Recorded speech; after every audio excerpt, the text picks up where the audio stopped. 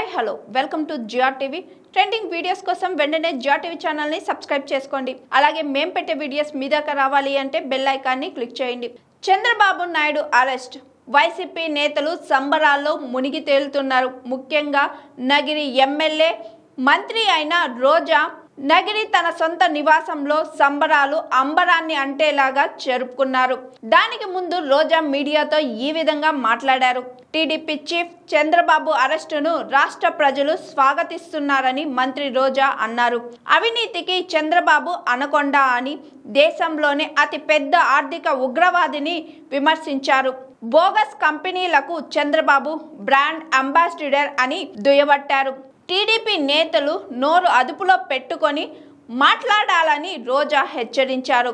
త్వరలోనే లోకేష్ అచ్చెన్నాయుడు కూడా అరెస్ట్ అవుతారని అన్నారు మంత్రి రోజా.